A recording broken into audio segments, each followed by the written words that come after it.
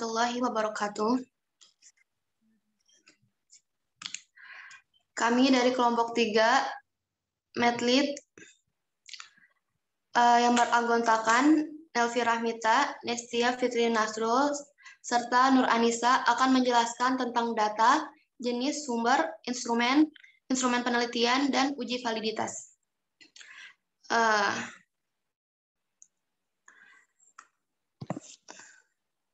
Next.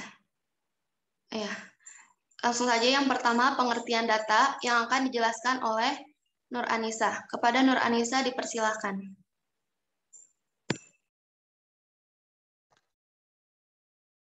Pengertian data secara etimologis, data bentuk jama dari bahasa Latin yaitu datum, yang berarti sesuatu yang diberikan. Secara terminologis yaitu fakta empirik yang dikumpulkan oleh peneliti untuk kepentingan memecahkan masalah atau menjawab pertanyaan penelitian. Asal data penelitian yaitu dari berbagai sumber yang dikumpulkan dengan menggunakan teknik selama kegiatan penelitian berlangsung. Pengertian data menurut para ahli. Menurut Nuzula Agustina, data adalah kata sudah sering terjadi dan berupa himpunan fakta, angka, grafik, gambar, lambang, kata, huruf-huruf yang menyatakan sesuatu pemikiran, objek, serta kondisi dan situasi. Menurut Ari Kunto, data merupakan segala fakta dan angka yang dapat dijadikan bahan untuk menyusun suatu informasi, sedangkan informasi adalah hasil pengolahan data yang dipakai untuk suatu keperluan. Jadi dapat dari kesimpulan bahwa data adalah sekumpulan informasi atau nilai yang diperoleh dari pengamatan atau observasi suatu objek dan dapat memberikan gambaran tentang suatu keadaan dan persoalan. Selanjutnya, jenis dan sumber data. Jenis data berdasarkan sumbernya ada dua, yaitu yang pertama ada primer. Primer yaitu diperoleh atau dikumpulkan oleh peneliti secara langsung dari sumber datanya, seperti wawancara, diskusi terfokus, terus penyebaran kuesioner. Yang kedua, sekunder, yaitu diperoleh atau dikumpulkan peneliti dari berbagai sumber yang telah ada atau peneliti sebagai tangan kedua, seperti Biro Pusat Statistik atau BPS, buku, laporan, jurnal, dan lain-lain. Data berdasarkan sifatnya terbagi menjadi dua. Yang pertama, ada kualitatif dan kuantitatif. Yang pertama, kualitatif yaitu data yang berbentuk kata-kata, bukan dalam bentuk angka. Bentuk lain data kualitatif adalah gambar yang diperoleh melalui pemotretan atau rekaman video, seperti wawancara, analisis dokumen, diskusi terfokus, observasi yang telah dituangkan dalam catatan lapangan atau transkrip. Yang kedua, kuantitatif, yaitu data yang berbentuk angka atau bilangan. Dianalisis menggunakan teknik perhitungan matematika atau statistika. Kemudian, data kuantitatif. Berdasarkan tipe skala pengukuran yang digunakan, yang pertama data diskrit, yaitu data dalam bentuk angka atau bilangan yang diperoleh dengan cara membilang. Contohnya, jumlah siswa laki-laki di SD sebanyak 67 orang. Jumlah sekolah dasar negeri di kecamatan XXX sebanyak 20. Karena diperoleh dengan cara membilang, data diskrit akan berbentuk bilangan bulat, bukan bilangan pecahan. Yang kedua, data kontinum, yaitu data dalam bentuk angka atau bilangan yang diperoleh berdasarkan hasil pengukuran. Contohnya, tinggi badan Budi adalah 150,5 cm. Suhu udara di ruang kelas 24 Celcius. Data ini dapat berbentuk bilangan bulat atau pecahan tergantung jenis skala pengukuran yang digunakan. Kemudian berdasarkan tipe skala pengukuran yang digunakan, yang pertama data nominal, yaitu data yang diperoleh melalui pengelompokan objek berdasarkan kategori tertentu. Contohnya jenis kelamin yang terdiri dari dua kategori. ada laki-laki dan ada perempuan. Yang kedua, data ordinal, yaitu data yang berasal dari suatu objek atau kategori yang telah disusun secara berjenjang menurut besarnya. Setiap data ordinal memiliki tingkatan tertentu yang dapat diurutkan, mulai dari yang terendah sampai tertinggi atau sebaliknya. Namun demikian, jarak atau rentang antara jenjang yang tidak harus sama. Contohnya, taman kanak-kanak, sekolah dasar, sekolah menengah pertama, sekolah menengah atas, diploma sarjana. Analisis terhadap urutan data di atas menunjukkan bahwa SD memiliki tingkatan lebih tinggi dibandingkan dengan TK dan lebih rendah dibandingkan dengan SMP. Namun demikian, data tersebut tidak dapat dijumlahkan. Misalkan SD ditambah SMP sama dengan diploma. Dalam hal ini, operasi matematika yaitu seperti tambahan, pengurangan, perkalian, pembagian tidak berlaku untuk data ordinal. Berdasarkan tipe skala pengukuran yang digunakan, yaitu data interval adalah data hasil pengukuran yang dapat diurutkan atas dasar kriteria tertentu, serta menunjukkan semua sifat yang dimiliki oleh data ordinal. Kelebihan sifat data ini data interval. Data interval adalah data hasil pengukuran yang dapat diurutkan atas dasar kriteria tertentu, serta menunjukkan semua sifat yang dimiliki oleh data ordinal. Kelebihan sifat data interval dibandingkan dengan data exordinal adalah memiliki rentang yang sama antara data yang telah diurutkan. Karena kesamaan jarak tersebut terhadap data interval dapat dilakukan operasi matematika penjumlahan dan pengurangan. Contoh IPK mahasiswa dan hasil ujian siswa. Yang keempat, data rasio adalah data yang menghimpun semua sifat yang dimiliki oleh data nominal, data ordinal, serta data interval. Data rasio adalah data yang berbentuk angka dalam arti yang sesungguhnya, karena dilengkapi dengan titik nol absolut atau mutlak, sehingga dapat diterapkannya semua bentuk operasi matematika. Data hasil pengukuran berat suatu benda yang dinyatakan dalam gram seperti semua sifat-sifat sebagai data interval. Ukuran berat benda dapat diurutkan mulai dari yang terberat sampai yang teringan. Perbedaan antara benda yang beratnya 1 kg dengan 2 kg memiliki rentang berat yang sama dengan perbedaan antara benda yang beratnya 2 kg dengan 3 kg. Angka 0 kg menunjukkan tidak ada benda berat yang diukur. Selanjutnya, saya kembalikan kepada moderator. Baik, selanjutnya teknik pengumpulan data dan instrumen penelitian yang akan dijelaskan oleh Nestia. Kepada Nestia dipersilakan. Baik, teknik pengumpulan data dan instrumen penelitian. Teknik pengumpulan data, kegiatan penelitian yang terpenting adalah pengumpulan data. Menyusun instrumen adalah pekerjaan penting di dalam langkah penelitian.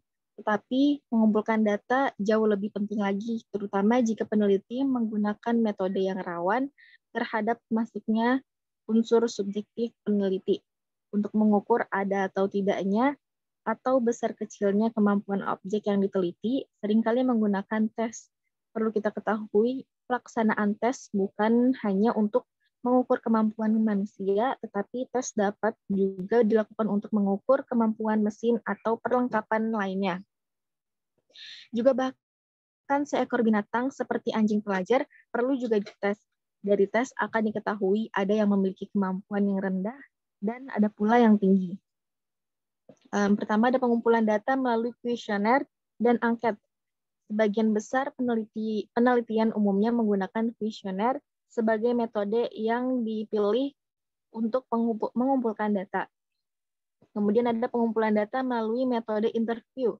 Dalam melakukan interview, peneliti harus memperhatikan sikap pada waktu datang, sikap duduk, kecerahan wajah, tutur kata, keramahan, kesabaran, serta keseluruhan penampilan akan sangat berpengaruh terhadap isi jawaban responden yang diterima oleh peneliti.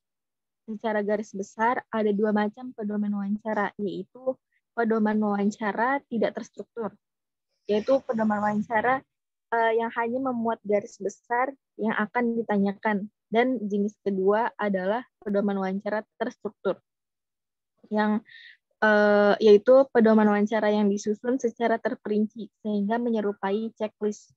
Pedoman wawancara yang banyak digunakan adalah bentuk semi-struktur. Dalam hal ini, maka mula-mula interview menanyakan rentetan pertanyaan yang sudah terstruktur. Kemudian satu persatu diperdalam dalam mengorek keterangan lebih lanjut. Kemudian ada pengumpulan data melalui observasi. Dalam menggunakan metode observasi, cara yang paling efektif adalah melengkapinya dengan format atau belangko pengamatan sebagai instrumen. Format yang disusun berisi item-item tentang kejadian atau tingkah laku yang digambarkan akan terjadi. Peranan yang paling penting dalam menggunakan metode observasi adalah pengamatan. Kemudian ada pengumpulan data melalui metode dokumentasi. Metode dokumentasi yaitu mencari data mengenai hal-hal atau variabel yang berupa catatan, transkrip, buku, surat kabar, majalah, prasasti, notulen rapat, tengger, agenda, dan sebagainya. Apabila terdapat atau muncul variabel yang dicari, maka peneliti tinggal membubuhkan tanda cek atau tali di tempat yang sesuai.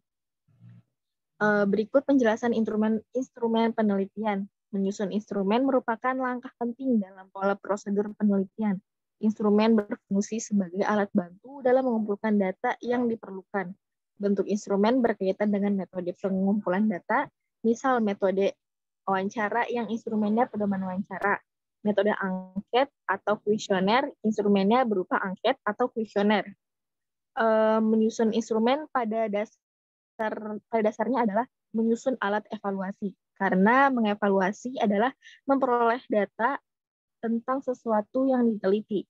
Dan hasil yang diperoleh dapat diukur dengan menggunakan standar yang telah ditentukan sebelumnya oleh peneliti. Dalam hal ini terdapat dua macam alat evaluasi yang dapat dikembangkan menjadi instrumen penelitian, yaitu tes dan non-tes. Evaluasi instrumen penelitian ada bentuk instrumen tes dapat berupa rentetan pertanyaan, lembar kerja atau sejenisnya yang dapat digunakan untuk mengukur pengetahuan, keterampilan, bakat, dan kemampuan dari subjek penelitian. Berdasarkan sasaran dan objek yang diteliti, terdapat beberapa macam tes, yaitu tes kepribadian, tes bakat, tes inteligensi, tes sikap, tes minat, dan tes prestasi. Berikut ada bentuk instrumen angket atau kuesioner. Angket atau kuesioner adalah metode pengumpulan data. Instrumennya disebut sesuai dengan nama metodenya. Bentuk lembaran angket dapat berupa sejumlah pertanyaan tertulis. Tujuannya untuk memperoleh informasi dari responden tentang apa yang ia alami dan diketahuinya. Bentuk kuesioner terbuka, kuesioner tertutup, kuesioner langsung, kuesioner tidak langsung, dan skala bertingkat. Setelah bentuk kuesioner ditetapkan, langkah selanjutnya adalah membuat pertanyaan dengan mempertimbangkan jumlah pertanyaan agar tidak terlalu banyak atau terlalu sedikit. Yang penting disesuaikan dengan indikator yang ditetapkan. Berikut ada bentuk instrumen interview. Dalam pelaksanaannya, interview dapat dilakukan secara bebas. Ya, artinya pewawancara bebas menanyakan apa saja kepada terwawancara tanpa harus membawa lembar pedomannya. Syarat interview seperti ini adalah pewawancara harus tetap mengingat data yang harus terkumpul. Tes ini sangat tepat dilakukan oleh peneliti yang ingin mendapatkan informasi terkini terkait dengan berbagai kejadian. Kemudian ada bentuk instrumen observasi. Observasi merupakan pengamatan langsung dengan menggunakan penglihatan, penciuman, pendengaran, perabaan, atau kalau perlu dalam pengecapan. Instrumen yang digunakan dalam observasi dapat berupa pedoman pengamatan, tes, kuesioner, rekaman gambar, dan rekaman suara. Instrumen observasi yang berupa pedoman pengamatan biasa digunakan dalam observasi sistematis, di mana si pelaku observasi bekerja sesuai dengan pedoman yang telah dibuat. Ada lagi satu bentuk instrumen observasi yang dinamakan kategori sistem, yaitu sistem pengamatan yang membatasi pada sejumlah variabel. Berikutnya ada bentuk instrumen skala bertingkat atau rating scale. Bentuk instrumen dengan skala bertingkat lebih memudahkan peneliti untuk mengetahui pendapat responden lebih mendalam tentang variabel yang teliti. Yang harus diperhatikan dalam pembuatan rating scale adalah kehati-hatian dalam membuat skala, agar persyaratan yang diskalakan mudah diinterpretasi dan mudah responden dapat memberikan jawaban secara jujur. Kemudian ada bentuk yang terakhir, ada bentuk instrumen dokumentasi. Bentuk instrumen dokumentasi terdiri atas dua macam, yaitu pedoman dokumentasi yang memuat garis-garis besar atau kategori yang akan dicari datanya, dan checklist yang memuat daftar variabel yang akan dikumpulkan datanya. Perbedaan antara kedua bentuk instrumen ini terletak pada intensitas gejala yang diteliti. Baik, berikutnya saya kembalikan ke moderator. Baik, selanjutnya uji validitas data yang akan dijelaskan oleh saya sendiri. Validitas berasal dari kata validity yang mempunyai arti sejauh mana ketepatan dan kecermatan suatu alat ukur dalam melakukan fungsi ukurnya. Validitas dari suatu perangkat tes dapat diartikan kemampuan suatu tes untuk mengukur apa yang seharusnya diukur. Validitas instrumen mempermasalahkan sejauh mana pengukuran tepat dalam mengukur apa yang hendak diukur. Instrumen dikatakan valid saat dapat mengungkap data dari variabel secara tepat, tidak menyimpang di keadaan yang sebenarnya. Validitas instrumen dapat dibuktikan dengan beberapa bukti, diantaranya sebagai berikut. Yang pertama, validitas konten. Validitas konten atau validitas isi fokus memberikan bukti pada elemen-elemen yang ada pada alat ukur dan dapat diproses dengan analisis rasional. Validitas konten dinilai oleh ahli saat alat ukur diuraikan dengan detail, maka penilaian akan semakin mudah dilakukan. Setelah melakukan uji validitas konten kepada ahli, kemudian instrumen direvisi sesuai saran atau masukan dari ahli. Instrumen dinyatakan valid secara konten tergantung dari ahli. Yang kedua, validitas konstruk. Validitas konstruk fokus pada sejauh mana alat ukur menunjukkan hasil pengukuran yang sesuai dengan definisinya. Definisi variabel harus jelas agar penelitian validitas konstruk mudah. Definisi tersebut diturunkan dari teori. Jika definisi telah berlandaskan teori yang tepat dan pernyataan atau pertanyaan item soal telah sesuai, maka instrumen dinyatakan valid secara validitas konstruk. Selanjutnya, yang ketiga, validitas kriteria. Validitas kriteria fokus pada membandingkan instrumen yang telah dikembangkan dengan instrumen lain yang dianggap sebanding dengan apa yang dinilai oleh instrumen yang telah dikembangkan. Ada dua jenis validitas kriteria. Yang pertama, validitas kriteria prediktif dan validitas kriteria bersamaan. Perbedaan kedua uji validitas kriteria tersebut terletak pada waktu pengujian instrumen dengan kriterianya. Jika pengujian instrumen dan kriterianya dilakukan pada waktu yang berbeda, maka disebut dengan validitas kriteria prediktif. Sedangkan jika pengujian instrumen dengan kriteria dilakukan pada waktu bersamaan, maka disebut dengan validitas kriteria bersamaan. Hasil dari instrumen dan kriterianya kemudian dihubungkan dengan uji korelasi. Terima kasih. Baik, selanjutnya sesi tanya jawab. Baik, teman-teman, apakah ada yang ingin bertanya?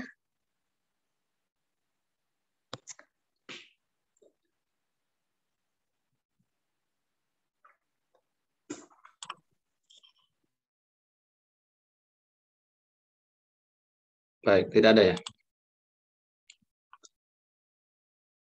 Sepertinya tidak ada, Pak. Baik, bismillah, alhamdulillah, wassalatu wassalamu ala rasulillah wa ala alihi wa ashabihi wa man wala wa ba'd.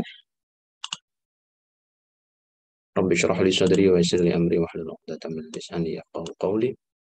Saya lanjutkan beberapa catatan tambahan. Ya, terima kasih tadi sudah disampaikan oleh pemakalah. Pertama, kata kunci dari data itu adalah kumpulan informasi atau fakta empirik. Ya. Apakah semua kumpulan informasi atau fakta itu bisa disebut data? Ya tentu tidak. Ya, data itu adalah fakta atau kumpulan informasi yang ada kaitan dengan masalah pokok riset kita. Jadi kalau ada informasi yang tidak terkait langsung dengan masalah pokok riset kita, maka tidak bisa disebut dengan data. Itu hanya informasi umum. Ya. Contohnya, kalau kita nulis skripsi atau riset dengan judul Qiraat Syaddah dalam tafsir Ibnu Jarir At-Tabari. Maka yang dimaksud dengan data penelitian dalam konteks riset yang judulnya seperti ini adalah informasi-informasi yang termaktub dalam tafsir Ibnu Jarir At-Tabari terkait dengan tema qiraat syaddah. Itu data riset Anda. Nah, informasi-informasi yang tidak terkait dengan qiraat syaddah atau qiraat secara umum, maka itu tidak bisa disebut sebagai data penelitian kita, ya. Tapi itu bisa jadi data penelitian orang lain, ya. Walaupun itu termaktub dalam tafsir Ibnu Jarir. Kenapa Pak kok tidak bisa disebut dengan data penelitian kita? Karena judul penelitian kita adalah tentang apa tadi? Qiraat syaddah dalam tafsir Ibnu Jarir At-Tabari. Sehingga informasi terkait dengan qiraat syaddah yang ada dalam tafsir Ibnu Jarir At-Tabari itulah data riset kita. Pak, kalau ada informasi-informasi lain ya yang termaktub juga dalam tafsir Ibnu Jarir At-Tabari, misalnya tentang asbabun nuzul misalnya, atau tentang maki madani, apakah itu termasuk data penelitian saya, Pak? Ya, kalau informasi itu bukan terkait langsung dengan tema riset, lalu tidak ada sumbangsih dalam menyelesaikan masalah riset yang sedang kita susun, maka itu tidak bisa disebut data riset kita, ya, walaupun termaktub di dalam tafsir Ibnu Jarir At-Tabari. Jadi pastikan ada kaitannya dengan masalah dan pastikan juga itu bisa menyumbang, ya, data itu atau informasi itu bisa menyumbang dalam menjawab masalah pokok riset kita. Kalau tidak ada dua hal itu, maka informasi-informasi tersebut tidak bisa kita kategorikan sebagai data. Ya. Oke, mudah-mudahan ini bisa dipahami mengenai definisi atau pemahaman singkat mengenai data riset kita, ya. Nah, yang kedua contohnya adalah misalnya Living Quran, ya, karena penelitian kalau nggak library ya field research, dan field research di IAT itu rata-rata kan Living Quran gitu. Pak, kalau saya riset Living Quran, misalnya tradisi Khatmul Quran di pesantren A, maka data penelitian saya apa, Pak? Ya, data penelitian Anda, karena judulnya seperti itu, data penelitian Anda adalah informasi-informasi yang terkait dengan tradisi Khatmul Quran. Ya, yang terkait dengan tradisi Khatmul Quran. Nah, spesifiknya yang ada di mana, Pak? Ya, yang ada di pesantren A. Jadi, yang ada di pesantren A, informasi mengenai itu itu masuk kategori data utama Anda. Pak, lalu kalau terkait dengan Khatmul Quran, tapi adanya di pesantren Z, apakah itu juga masuk data? Masuk data, tapi tidak utama. Itu hanya data pendukung. Ya, data pendukung. Ya, kayak tadi.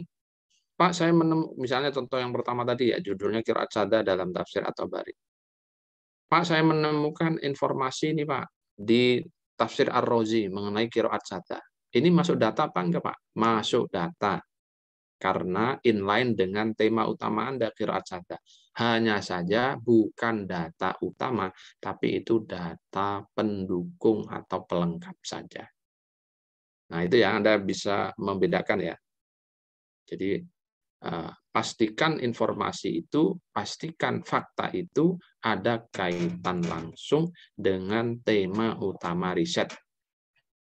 Dan fokus riset. Ya. Fokus dan lokus tempus riset ya. Lokus itu tempat, tempus itu tempo, waktu. Kalau riset Anda pakai waktu ya. Kalau tempus berarti tempat. Tempat misalnya tadi contoh yang kedua di pesantren A, berarti lokus riset Anda di pesantren A. Makanya informasi-informasi dan fakta-fakta mengenai tradisi Khatmul Quran yang ada di kampus A itulah data utama Anda. Sementara informasi-informasi yang Anda dapatkan mengenai Khatmul Quran yang ada di luar lokus tadi itu disebut data tambahan, data penunjang, data pelengkap atau data sekunder, bahkan ada yang menyebutnya data tersier. Nah. Oke, satu. Yang kedua, ciri-cirinya. Nah, pastikan riset kita ini datanya harus baik. Maka harus memenuhi pertama objektif. Apa objektif itu? Pastikan data Anda sesuai objeknya. Sesuai objeknya itu bagaimana? Harus akurat, tidak dimanipulasi. Misal, di halaman 5, tafsir Ibnu Jarir At-Tabari. Ketika Anda baca, di situ misalnya, ini misal ya, tidak beneran. Misalnya tertulis, Ibnu Jarir At-Tabari menukil sebuah pendapat bahwa ada yang membaca kata dha'fin menjadi dhi'fin. Tapi dia komentari ya, qiraat dhi'fin ini qiraat yang lemah. Ini diriwayatkan dari si fulan dan dari si fulan. Tertulisnya begitu di halaman 5. Ya, karena temanya inline dengan karena informasinya inline ya, sejalan dengan tema utama riset Anda, maka Anda kutip dong. Anda kutip. Nah, pastikan datanya baik. Karena itu harus objektif. Bagaimana cara objektifnya? Sampaikan data itu sesuai apa yang ada di dalam sumber tadi. Kalau Ibnu Jarir mengatakan seperti itu, katakan dalam kertas kerja Anda seperti itu. Jangan ditambah, jangan dikurang dulu. Ya. Karena data ini kan belum dianalisa. Sampaikan, deskripsikan data sesuai apa adanya, sesuai fakta. Jangan dimanipulasi. Yang A Anda tambahi A plus atau Anda kurangi menjadi A min. Itu tidak objektif. Nah, yang kedua, contoh riset yang kedua tadi. Misalnya tadi riset yang kedua kan terkait dengan Living Quran, tradisi Khatmul Quran di pesantren A. Hasil wawancara terhadap santri ketika Anda tanya, "Dek, kenapa kamu kok rajin sekali mengikuti Khatmul Quran?" "Iya Kak, saya udah kelas terakhir, kelas 3. Seminggu lagi mau ujian. Saya pengen ujiannya lulus, nilainya bagus. Habis lulus, saya dapat suami yang ganteng, yang soleh. Makanya saya Khatmul Qurannya rajin." Nah, data yang objektif bagaimana? Maka Anda tulis dan Anda sampaikan hasil wawancara itu sesuai informasi yang Anda dapatkan tadi. Jangan ditambah, jangan dikurangi. Nah, gitu ya. Itu namanya objektif. Kalau merah katakan merah, kalau putih katakan putih. Kalau cinta katakan cinta, kalau benci katakan benci. Kok kelanjur ke sana ya? Enggak. Representatif nomor 2. Mewakili semua kondisi. Representatif, mewakili semua kondisi. Bagaimana maksudnya? Misal, tadi ada tradisi khatmul Quran di pesantren. Lalu yang menjalani ini ribuan orang. Nah, untuk dikatakan data itu representatif, ya tidak mungkin Anda hanya wawancara kepada 1 atau 2 orang. Pasti tidak representatif data Anda. Ya. Agar representatif, maka Anda harus mewawancarai sekian banyak orang. Nah, sekian banyak orang itu nanti ada aturan mainnya ketika kita bahas tentang sampel penelitian, gitu ya.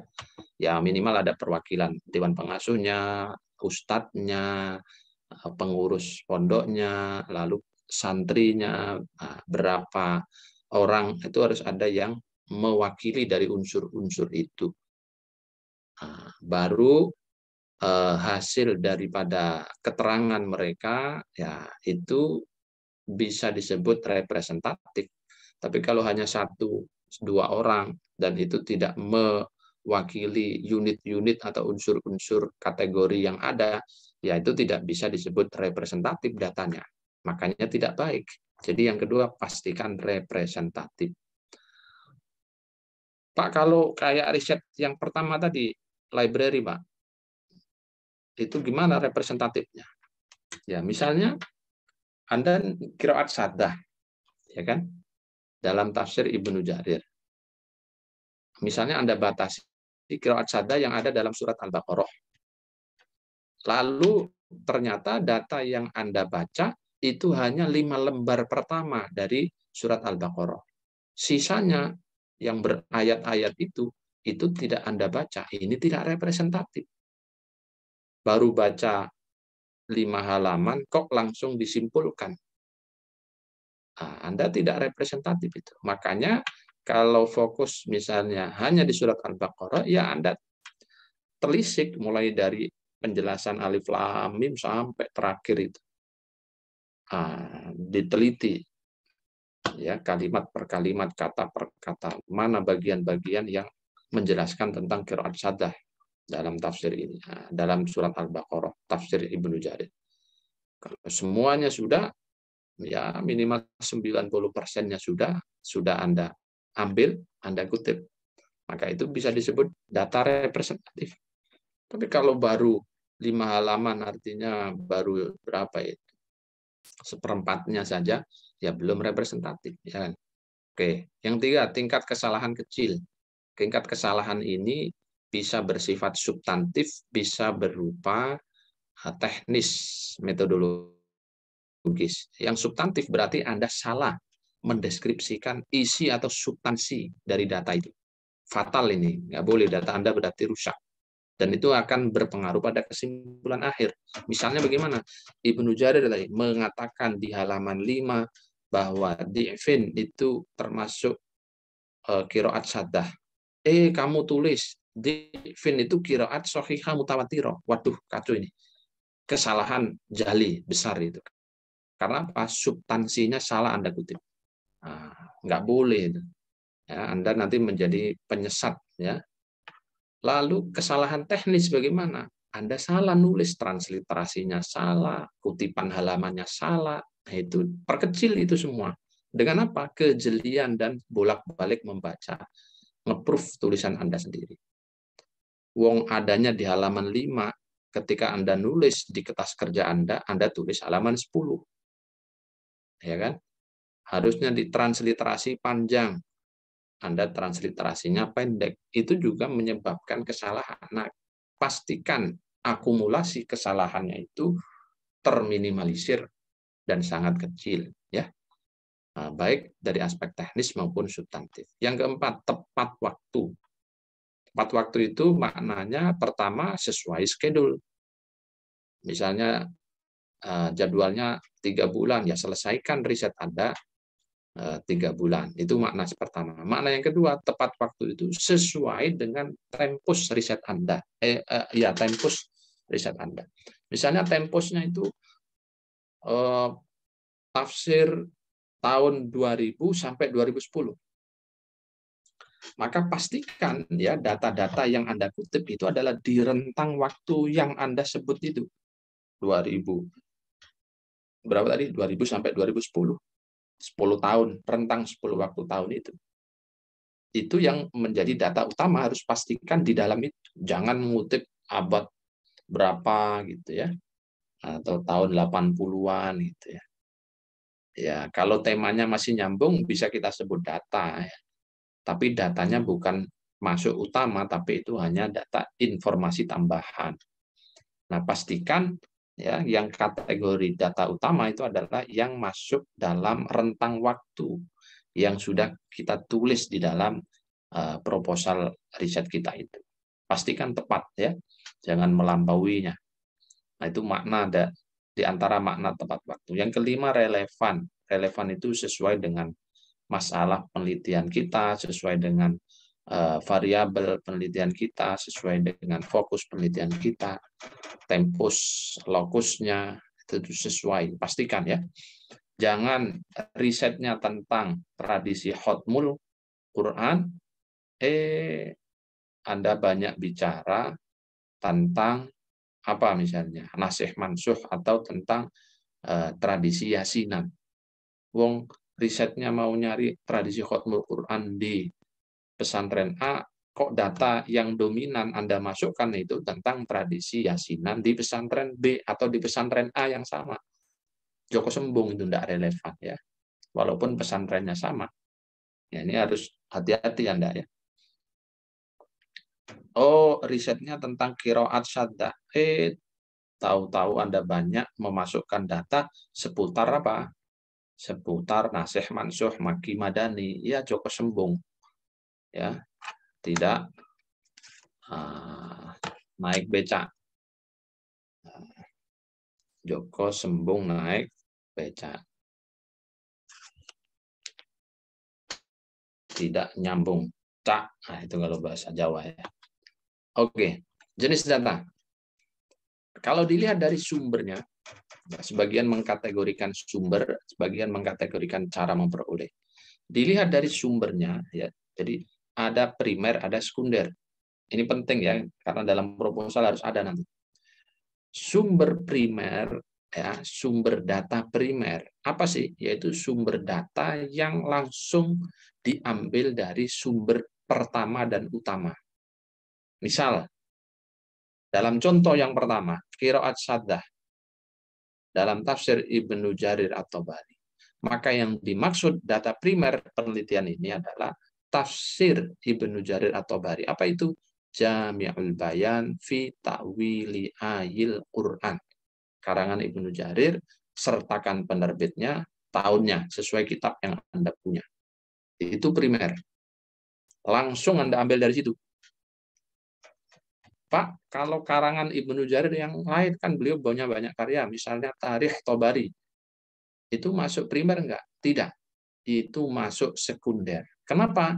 Karena topik yang Anda tulis dalam redaksi judul riset tadi itu adalah apa? Jelas-jelas Anda tulis qiraat syaddah dalam tafsir Ibnu Jarir at-Tabari. Dalam tafsir. Namanya dalam tafsir berarti kitabnya ya harus diperjelas.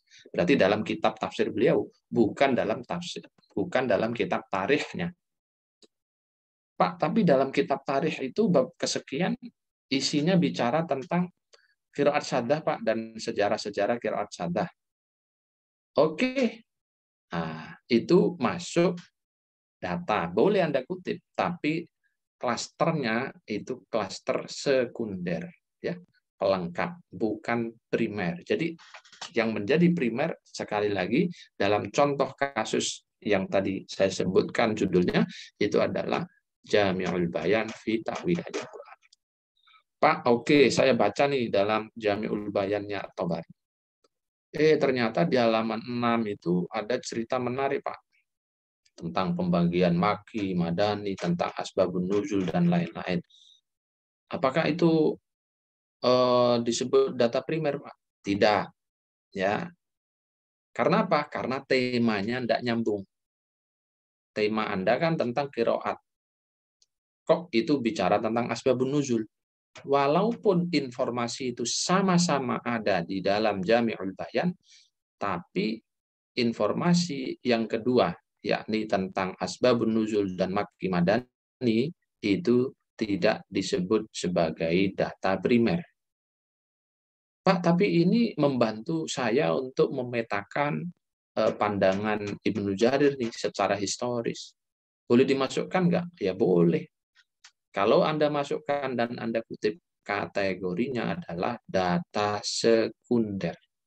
Karena apa? Karena Anda punya argumentasi bahwa Makki Madani dan Asbabun Nuzul itu pembahasan di dalam tafsir Ibnu Jarir halaman ke-6 itu membantu Anda untuk menjawab masalah riset Anda, sehingga bisa dikutip. Walaupun statusnya sekunder, data sekunder. Nah, itu untuk membedakan mana primer, mana sekunder dalam riset library, riset kepustakaan. Oke Pak, yang kedua, riset lapangan, field research. Tradisi Khatmul Quran di pesantren A tadi. Mana data primernya? Data primernya adalah informasi yang Anda peroleh dari seluruh komunitas yang ada di pesantren A. Caranya bagaimana? Anda bisa observasi, nanti di belakang dijelaskan. Anda bisa wawancara ke pesantren A. Anda tanya kiainya, Anda tanya guru-guru di situ, Anda tanya santri-santri di situ. Informasi itu menjadi data primer Anda dalam riset yang seperti ini. Nah, gitu ya. Lalu, Pak, saya menemukan nih keterangan dalam jurnal si Fulan itu nulis, Pak. Dia nulis bahwa tradisi Khatmul Quran itu sudah ada sejak era ya abad-abad ke-5, ya abad ke-6 Hijriah itu. Ini dia riset di pesantren C. Jadi sanad keilmuan kiai di C ini, pesantren C itu nyambung ke sini, ke sini, ke sini. Ya, tentang Khatmul Quran. Boleh nggak saya kutip? Termasuk data nggak? Iya. Silahkan Anda kutip, itu termasuk data Anda karena temanya sama. Walaupun lokusnya beda. Karena lokusnya beda, kendati pun temanya sama, membahas tentang tradisi Khatmul Quran, maka kategori data itu sekunder, bukan primer, tapi sekunder, pelengkap, ya, pelengkap. Pak, saya dapat informasi dari pesantren A yang sedang saya riset itu, tapi informasinya ini tidak terkait Khatmul Quran ya Pak. Hanya terkait dengan tradisi membaca surat Waqiah. Itu masuk data apa enggak Pak? Kalau tidak ada kaitan langsung dengan pokok masalah riset yang Anda tulis, tidak masuk data, walaupun Anda dapatkan dari informan yang sedang Anda wawancarai. Ya, Anda dengarkan saja, tapi nanti saat mentranskrip menjadi tulisan, bagian itu Anda skip. Cerita-cerita yang lain yang tidak ada sangkut pautnya langsung dengan fokus riset Anda, itu bisa Anda skip. Tapi yang ada kaitannya dan bisa membantu menjelaskan masalah riset Anda, boleh Anda kutip. Nah, ya. Ini untuk membedakan mana primer, mana sekunder. Detailnya seperti itu. Tapi besarannya secara teknis, ya, dalam penulisan proposal nanti kan ada sumber data penelitian. Primernya apa, sekundernya apa. Kalau library research, primernya adalah kitab yang sedang Anda kaji. Kalau contoh yang pertama tadi adalah tafsir Jami'ul Bayan, Anda tulis sumber primer riset ini adalah tafsir Jami'ul Bayan fi Ta'wil Ayatul Quran karya Ibnu Jarir At-Tabari, penerbit ini tahun sekian. Sementara sekundernya adalah karya-karya Ibnu Jarir yang lain seperti Tarikh Tabari atau karya tafsir lain yang membincang mengenai qiraat seperti tafsir Mafatihul Ghaib Ar-Razi, tafsir Al-Kasyaf, dan seterusnya. Itu sekunder berarti ya. Nah, cukup begitu saja, besarannya saja di dalam dokumen proposalnya. Tapi dalam detail-detail pengumpulan nanti, ketika Anda sudah membaca ya data-data dalam kitab tafsir itu, maka Anda klaster dan harus Anda sesuaikan klasternya seperti yang tadi saya sebutkan. Yang ada kaitan langsung dengan pokok masalah riset, Anda golongkan data primer Anda, yang tidak Anda golongkan data sekunder Anda. Yang tidak ada sangkut pautnya sama sekali, Anda buang. Nah, itu pada saat apa? Pada saat clustering data. Nanti kan data harus di-cluster ya setelah pengumpulan ya. Oke. Yang kedua, berdasarkan sifatnya. Ada kualitatif, ada kuantitatif. Namanya kualitatif itu berarti berupa apa? Berupa kata-kata, kalimat, gambar, ya, apa namanya? Pandangan, ya. Ya, suara itu kualitatif. Makanya data kualitatif itu agak apa ya, bersifat abstrak dia.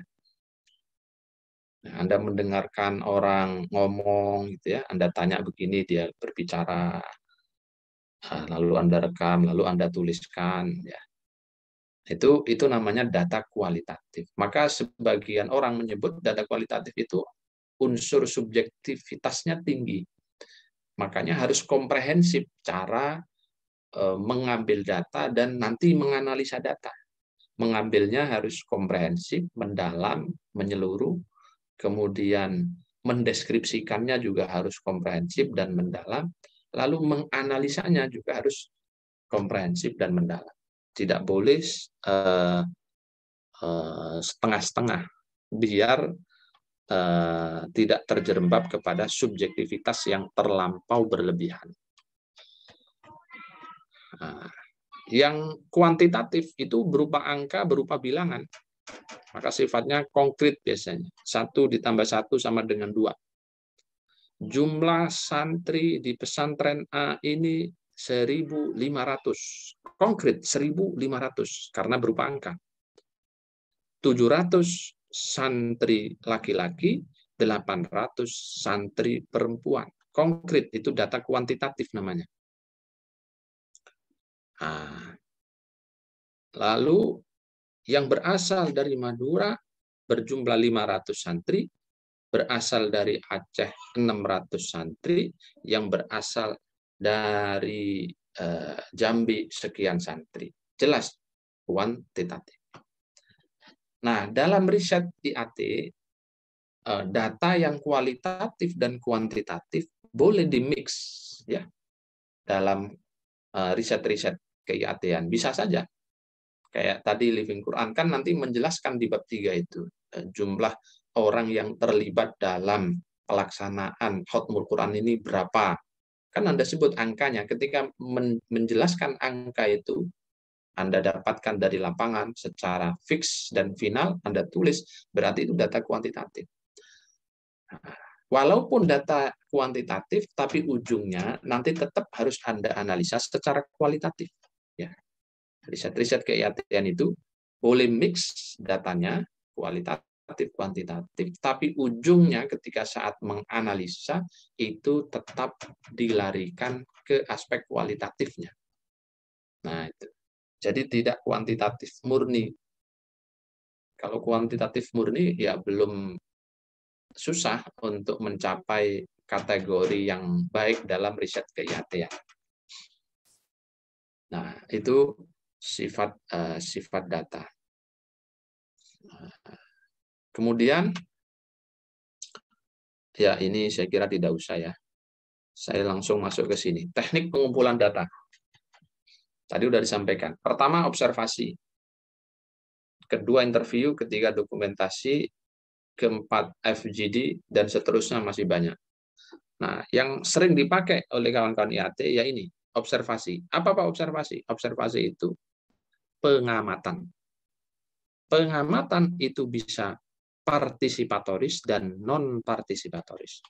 Partisipatoris artinya apa? Anda terlibat langsung dalam komunitas itu namanya observasi partisipatoris. Berpartisipan. Misalnya, tadi tradisi Khatmul Quran pesantren A. Kalau teknik pengumpulannya itu adalah partisipan observation atau pengamatan terlibat, maka Anda harus masuk terlibat dalam komunitas Khatmul Quran itu. Dan Anda jelaskan, sebulan saya akan melakukan observasi terlibat langsung, sehingga masuk menjadi bagian dari para khotimin dan khotimat. Nah, jadi Anda ikut membaca, ikut giliran mendapat sekian juz dan lain-lain, sehingga bisa merasakan betul bagaimana suasana kebatinan saat menjalani tradisi khotaman itu. Baru Anda deskripsikan, Anda tulis ya hasil temuan-temuan di lapangan saat Anda observasi itu. Yang kedua, non-partisipan. Kalau non ya berarti Anda tidak terlibat dalam kegiatan itu. Hanya mengamati dari jauh. Dari jauh maksudnya ya tidak kayak nonton bola ya, tetapi Anda juga datang ke situ, ketemu orang-orangnya, tapi Anda tidak ikut khataman, tidak dibagi juz sekian, tidak sampai nimbrung dalam ritualnya. Hanya ngamati, wawancara, itu berarti tidak langsung namanya. Nah, kalau observasi, instrumennya apa? Instrumen itu alat bantunya apa? Biasanya ya pedoman instrumen. Pedoman observasi. Jadi sebelum Anda turun ke pesantren A tadi, Anda bikin pedoman dulu. Nanti saya ngapain saja, ketemu siapa saja. Kalau kategori data-data yang harus saya kumpulkan apa saja. Nah, itu harus Anda ketahui dulu kan, harus paham ya arah penelitiannya. Baru datang ke sana berdasarkan pedoman itu Anda jalankan. Nah, yang kedua interview. Interview itu bahasa kita wawancara. Wawancara berarti ya Anda bertanya kepada yang terwawancara. Dalam hal ini kalau tadi Khatmul Quran di pesantren A berarti ya orang-orang yang terlibat di pesantren itu, mulai dari kiainya, pengurusnya, santri-santrinya, ya Anda interview. Nah, interview itu, wawancara itu bisa terstruktur, bisa tidak terstruktur, bisa semi terstruktur, bisa wawancara mendalam atau in-depth interviews. Kalau terstruktur berarti pertanyaannya ada, opsi jawabannya Anda tentukan. A, B, C, A apa, B apa, C apa, D apa, terserah. Ya, sesuai dengan teori yang sudah Anda kaji. Itu terstruktur. Kalau semi terstruktur, opsi jawabannya Anda tulis, A, B, C Anda tulis. Lalu D, E, F Anda kosongin. Memberi kesempatan kepada interviewee untuk apa? Untuk menjawab kalau ada opsi lain. Itu namanya semi.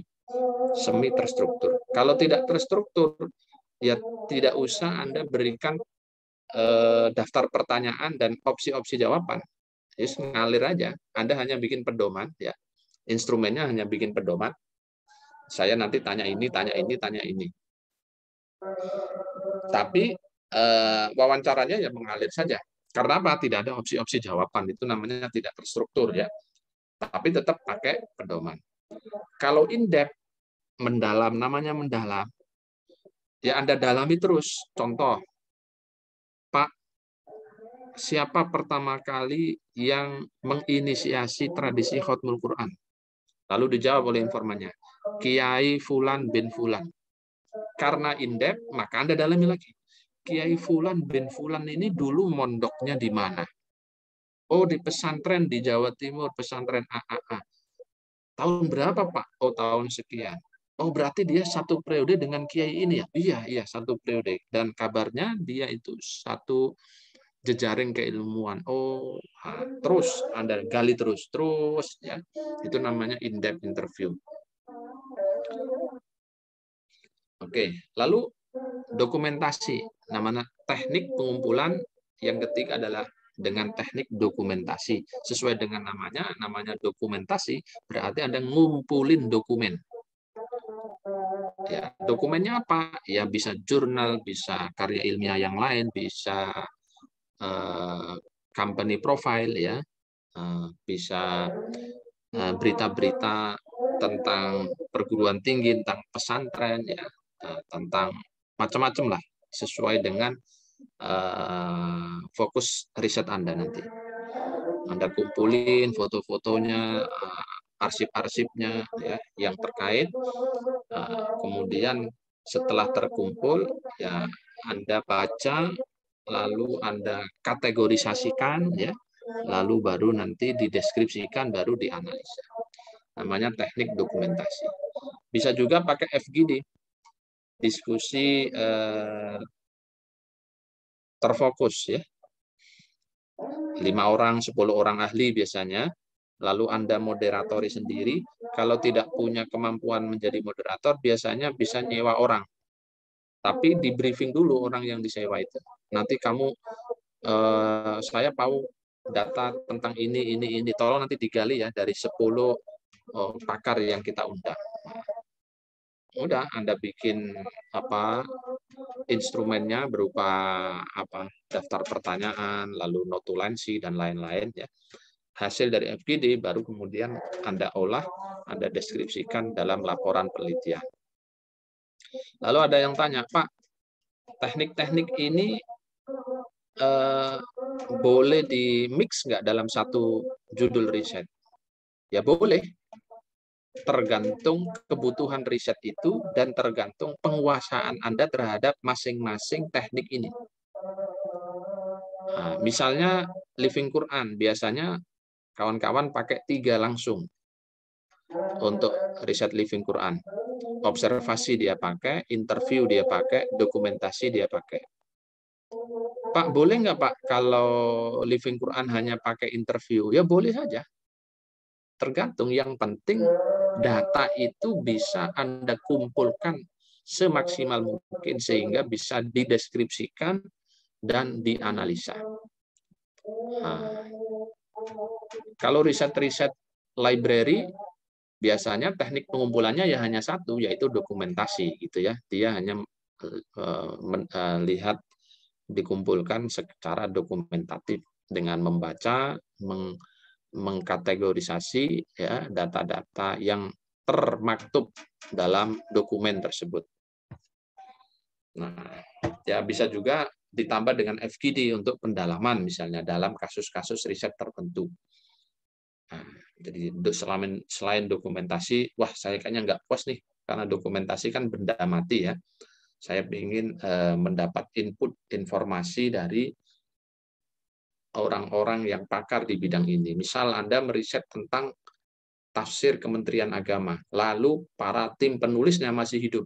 Anda penasaran, ingin mengkonfirmasi beberapa data yang sudah Anda dapatkan dari dokumen tafsir Kementerian Agama. Lalu Anda undang, Kiai Ahsin Anda undang, Ustadz Mukhlis Anda undang, beberapa tim-tim pakar yang ada di LPMG Anda undang, misalnya ada 7 orang Anda undang, lalu Anda diskusi. Temuan-temuan yang berupa dokumen tertulis itu Anda sampaikan dalam forum itu, lalu Anda dalami kepada para pelaku penulisnya. Nah, boleh juga itu. Jadi semakin mendalam hasil temuan Anda. Nah, ini ya teknik pengumpulan data. Nanti secara aktual bisa Anda tulis ini dalam anak subbab metodologi ya. Tadi sumber data, teknik pengumpulan data harus ditulis dalam proposal itu. Teknik pengumpulan data yang dipakai dalam riset ini adalah teknik dokumentasi, yaitu bla bla bla bla bla bla. Langkah-langkahnya bla bla bla bla bla Anda jelaskan gitu ya. Selain teknik dokumentasi, riset ini juga akan menggunakan teknik ini karena apa Anda jelaskan ya. Nah, gitu. Oke. Jadi ada 2 komponen ya dalam bentuk praksis struktur proposal, yaitu sumber data yang ada primer, ada sekunder, Anda tulis nanti di proposal. Lalu sub yang kedua itu teknik pengumpulan datanya. Nah, ini yang terkait dengan data. Oke, nah ini terakhir ya. Secara umum kalau mau diklaster sebenarnya data itu sumbernya atau wujud daripada data itu adalah apa yang sering disingkat dengan triple P ya. 3P. P yang pertama adalah people, yang kedua adalah paper, yang ketiga adalah place ya. People itu artinya apa? Ya data itu berupa manusia, tentu tidak hanya manusia tapi juga berikut perilakunya. Nah, perilaku manusia itu ada yang verbal, ada yang non-verbal. Yang verbal berarti ucapannya. Ketika Anda wawancara, maka yang Anda dengarkan ucapannya. Ucapannya Anda rekam, lalu Anda transkripsi, baru Anda deskripsikan mana yang relevan, mana yang tidak, baru Anda analisa. Kan gitu. Bisa juga perbuatannya atau sikapnya. Oh, saat dia memimpin khutbah Quran itu dia kayak terjadi ekstase ya. Itu ditandai dengan apa? Matanya terpejam, lalu melenggok ke kanan, ke kiri. Dia tidak ingat ya, sedang asik masuk dengan Sang Pencipta. Misalnya itu kan perilaku. Nah, itu Anda gambarkan, boleh Anda gambarkan misalnya. Saking menikmatinya, itu adalah ekspresi kenikmatan batin yang terlihat secara zahir, misalnya begitu. Nah, itu penelitian kualitatif itu seperti itu. Paper dokumen tadi sudah saya jelaskan ya. Misalnya arsip, data sensus, data arkeologis, demografis, dan lain-lain. Tapi itu tidak terkait dengan IAT. Kalau IAT ya buku-buku, literatur, ya kitab tafsir, kitab ulumul Quran, ya manuskrip-manuskrip tentang ulumul Quran, tentang tafsir. Kemudian place ya, tempat. Biasanya berupa peninggalan fisik, berupa situs-situs bangunan, artefak.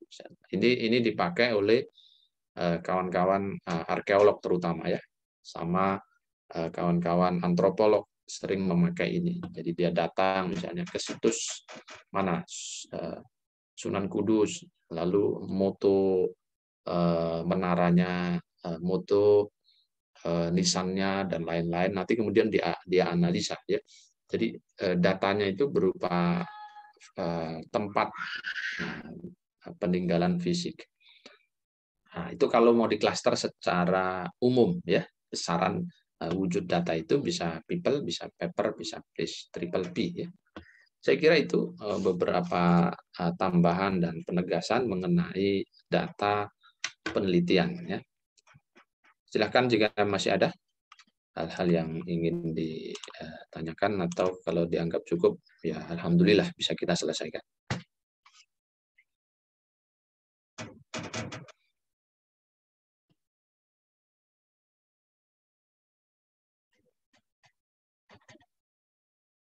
Baik, tidak ada komentar, saya anggap cukup ya, karena saya mau ada acara di kampus. Kita akhiri pertemuan hari ini dan ketemu lagi insya Allah di pertemuan yang akan datang. Kita akhiri dengan hamdalah, alhamdulillahirabbil alamin. Mudah-mudahan sehat semua, tetap jaga protokol kesehatan, ya, minum vitamin yang banyak, tidur boleh, ya, tapi jangan 24 jam tidur, gitu ya. Terus minum air yang banyak, gitu ya. Jangan minum es, menjadi pemantik kata orang-orang, ya. Jadi minum air yang hangat-hangat itu ya, biar enak. Saya kira demikian dan wa'alaikumsalam. Assalamualaikum warahmatullahi wabarakatuh. Assalamualaikum warahmatullahi wabarakatuh. Terima kasih Bapak. Terima kasih Bapak.